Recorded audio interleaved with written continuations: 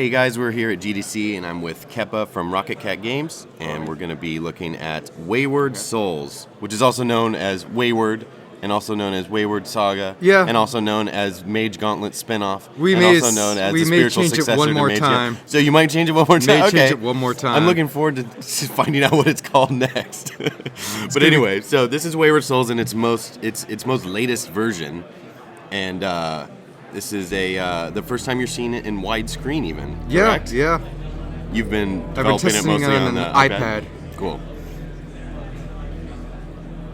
And so you start out, and it's a dark and stormy night, right? Mm-hmm. Okay. Yeah, this is a tutorial-only character for figuring out all the moves. That's the Ghosts and Goblins guy, isn't it? Pretty much, yeah. We don't call him the Ghosts and Goblins guy, Arthur, because we don't want to get sued by, I guess, England. Yeah, it'd be England. How dare you use the word Arthur? Do it a speed run. You're speeding through. This has all the same controls as Mage Gauntlet, basically? It's a little bit different than Mage Gauntlet, and you'll see as we get through the tutorial, there's no more buttons. So you tap to attack on the right-hand side of the screen. Oh, I didn't even notice. And left-hand side of the screen is still moving around by doing relative drags and holds. But yeah, and we fit 4 different abilities on the right-hand side of the screen with no buttons. Wow. So right now we have tap to attack, and hold it down and let go to use your power attack. And we'll be coming up on some new abilities in a little bit. Zombers. So the equipment system in this game, we didn't want to do damage numbers going up. So every single piece of equipment you find can change your playstyle. In this case, we're changing our weapon. It will change either properties of the weapon, like this one has a chance to do a fiery sunburst, and this one has a chance to stun foes.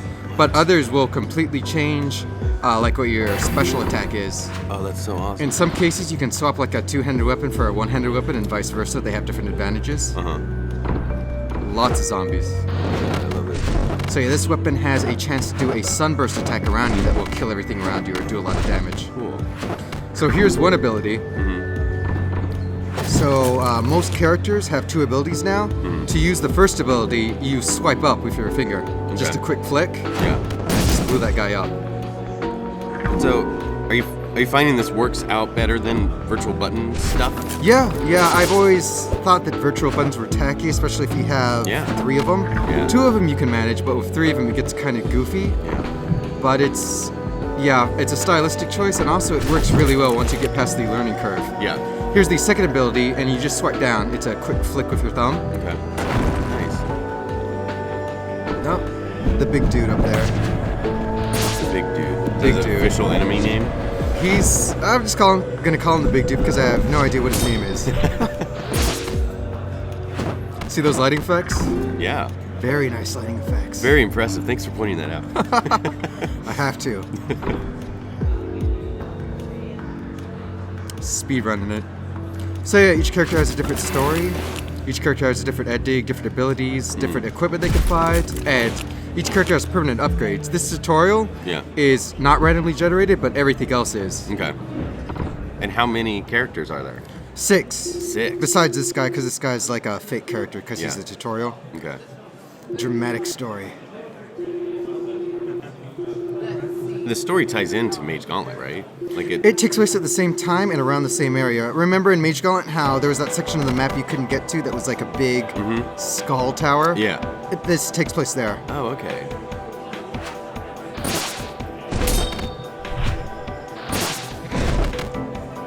I've been playing this game for 2.5 years now, so I'm pretty good at it. Pretty good.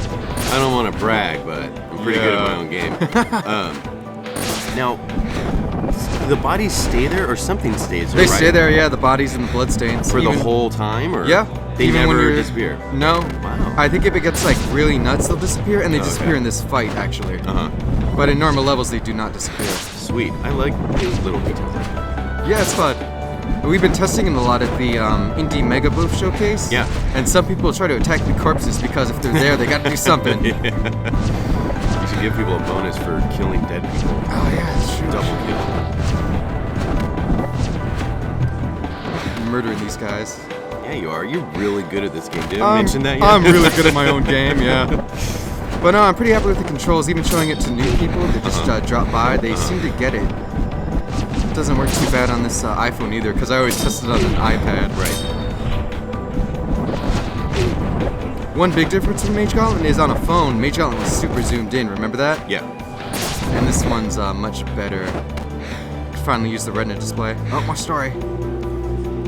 More story. Why aren't you reading this in character voice? I should. We should do the voices. We could restart this. Yes, let's start over and have We a get murdered by dramatic this reading. guy. Oh god. He's on fire. No. Did you do that? I don't think that guy can be beaten. We never have. There's like a little surprise if you do, but Oh. But you No gotta one be ever will. even better than the creator of the game at this game. I don't think it's possible, like even mathematically possible. So once you get killed by that guy, you get to pick your characters. Cool. Oh man, so many. Yeah, and Paladin for redoing the tutorial.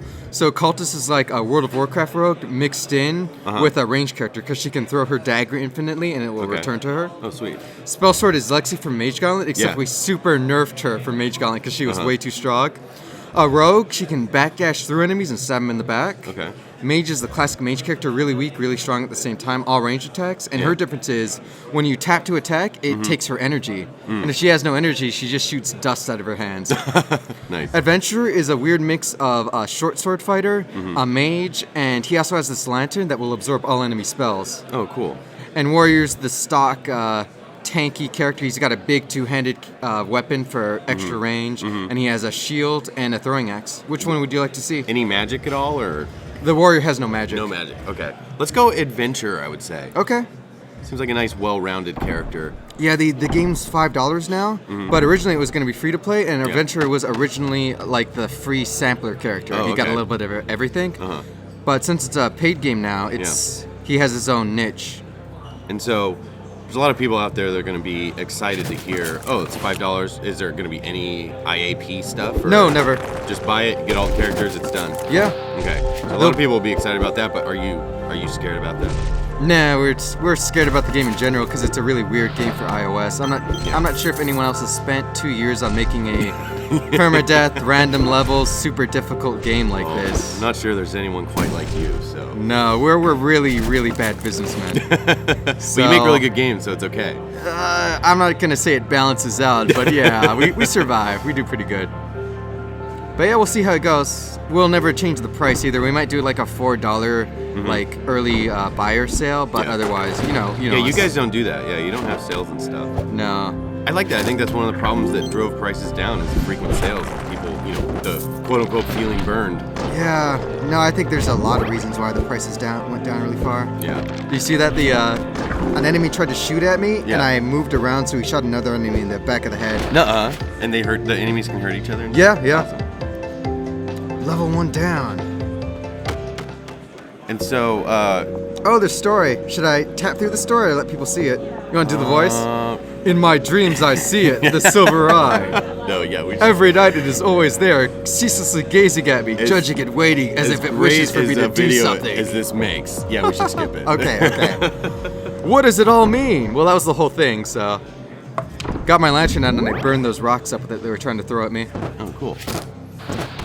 I also have a stunning move if I flick down, and the adventurer's deal is he has the best stun in the game. Oh, really? Yeah, he can even stun the big enemies, which usually you can only stun the smaller enemies. You could say he's the #1 stunner. Number one stunner. Yep.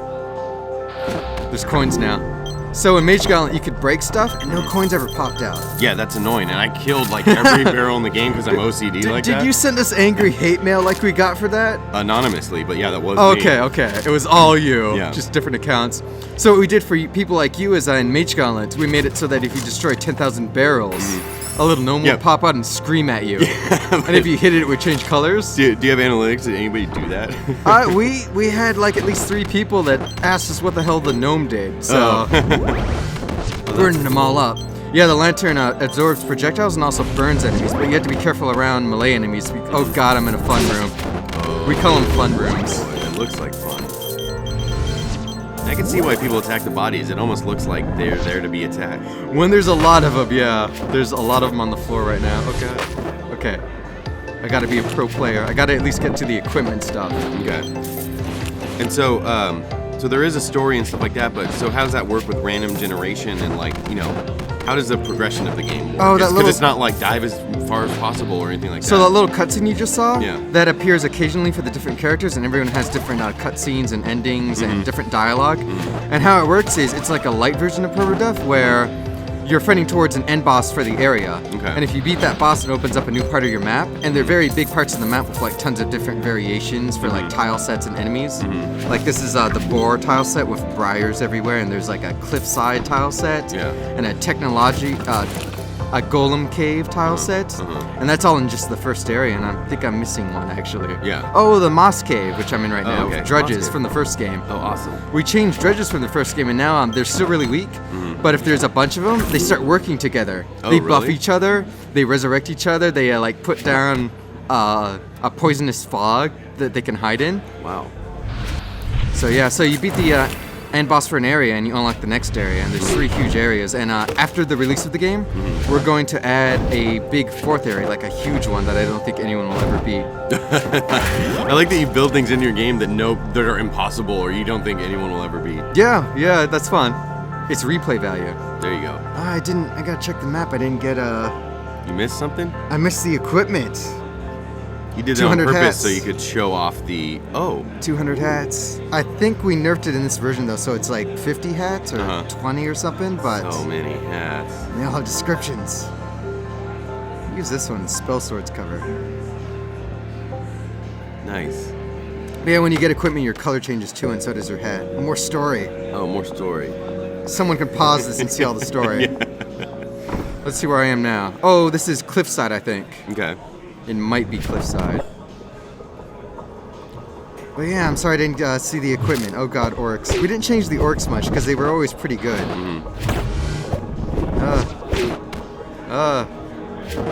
There we go. Nice.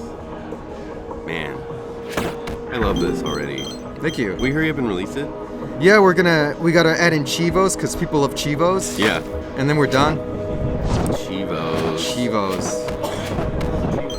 It's an achievement? Eli, what the hell? That's what the gaming elite call it. Chivos. Yeah, I thought you were the gaming elite, Eli. Just hovering around, like, asking us Chivo questions. But you know, that's like, so do you have like actual, you know how, are you talking about you just have to put them in the game center or you have to actually create the achievements themselves? Oh, they're really easy because we're reusing a lot of the mage gauntlets. Oh, okay. What character do you want to see next? This is probably the last one, right? Yeah. Oh, that looks interesting. Let's go her. This is my favorite character, and she's also the hardest to play and the weakest without upgrades, so let's see how it goes. So I'll talk about the upgrades some. Yeah. Every character has different upgrades, right?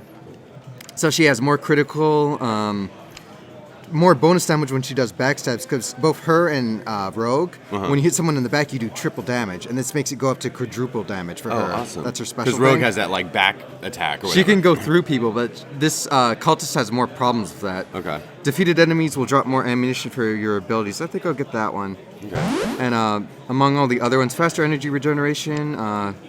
And so are you telling me that if I don't have enough coins to upgrade, I can't just spend money on buying more? You cannot. No IAP. Bastard. We do that sometimes, but not for this one. Yeah.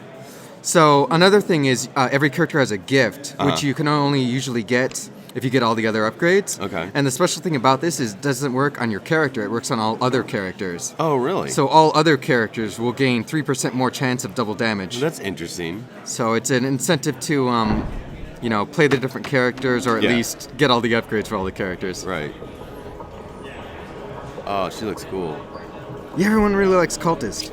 So she is tap to dagger, and she can attack really fast. You can mash it. Yeah, I like button mashing. If you hold it down and let go, you'll throw your dagger. And that's infinite because it takes the energy in the top left-hand corner. Yeah. If you flick down, you'll go invisible. Oh, what? And if you flick up, you'll blind everyone near you. So cool. I'll show you that really quick. Let's go blind some people. Oh no, I'm blowing my invisibility and opening that crate. So yeah, this is the first area in the game, the mines, and there's 4 different variations of it, and every area variation has its own monster types. We have 100 different monsters, all of different arts, and we really spent a lot of time trying to make the monsters as different as possible. Like the monsters that were too samey and Mage Gauntlet, we made them different. Oh, cool. The only ones that are completely the same are arcs now. Blinded them. Oh, that's cool. Yeah, once you get used to the controls, there's a learning curve, of course, because it's really complex controls for mobile, but once you do, you can really zip around.